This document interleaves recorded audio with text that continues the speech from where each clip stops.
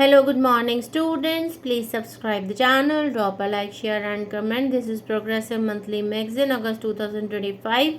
Exercise number 22 on the speed of 100 words per minute. Start.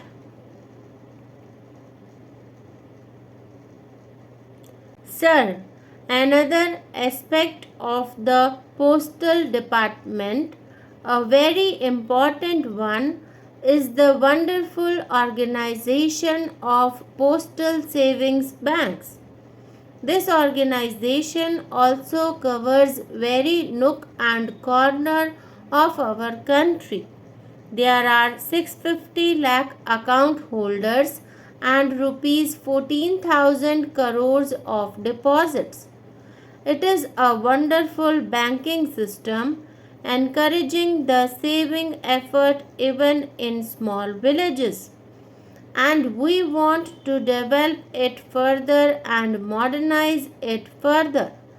We have been able to make the savings bank a part of the national banking system by joining with the clearing house system in the bigger cities, which means that our checks can be handled in a very fast way in the clearing house, and everything can be taken care or as if we are using that service. Sir, some points have been mentioned regarding the working of the postal service, particularly the EDPs and the RMS side of it. Many honorable members have raised it and they have shown concern that we are not doing much for the EDPs. The first thing about the EDPs, when we consider how much they are paid, is that they are not whole-time government servants. They are not even temporary government servants in that sense. When an EDP is recruited, one of the considerations is that he has already some other occupation and his working hours are calculated according to the workload, and every year his emoluments are revised in the light of the work that he is handling. It is in no case more than 5 hours, because after that we upgrade the post office and a regular department man gets appointed. We have a full point system in this, and once that stage is reached, it is converted into this. Another advantage they have is that they are in the channel of promotion in the regular department after a certain time, which means that they do not remain EDPs all their life, but they sort of move into a permanent cadre of the department. A committee has been formed. When a pay commission is formed by the Government of India, we also appointed a committee to go into the emoluments of EDPs. The same has been done this time. Mr. Sharma is heading the one-man committee and he is going to give his report very soon. Now, sir, about the RMS, this system was changed a few years back because of various reasons.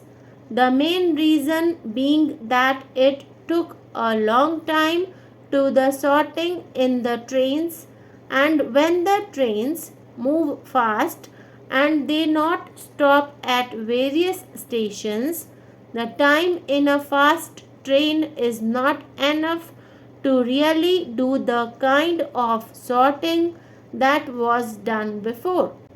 Apart from this, There are other considerations like fast moving mails. Points have been made that after this new system had been introduced, it has meant delays of as much as 7 days or 3 days. Figures were mentioned. Sir, as promised by the former minister, we have made 2 reviews of it, not one, and we are again trying to review this to see how the new modified system has been working. It has been found to be satisfactory in most places, and instead of delaying, it has accelerated the movement of mails, particularly the newspapers and second class mail cards, etc., which were tremendously delayed in the old days, now get the same priority as first class mails. So, in totality, it is a much better system considered from every point of view. So far as the interests of the employees are concerned, no one has been declared surplus. They have not even been moved from their places of work. Within the department itself, we are trying to adjust them in sections which are overloaded. We are trying to see that they are disturbed least by this new change. Now I will come to some of the points which will cover other points also which were raised in the House. My friend mentioned about the interception of telephone calls and mail. Section 26 of the Indian Post Offices Act make similar provision in this respect, which are very much relevant in this context. This matter was referred to the Law Commission and they have made certain recommendations. They say that this need not be abolished, but certain safeguards by way of provision for review, etc., should be made.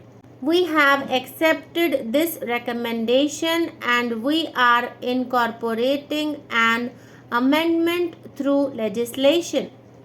Actually, one amendment was introduced but which lapsed with the lapse of the last Lok Sabha. We want to bring it again in accordance with the recommendation of the Law Commission. Therefore, this side would be looked after. I need not say that this is resorted to in extreme cases when really problem of national interest arise. The Law Commission has gone thoroughly into these things and we have accepted this recommendation and implemented all the suggestions.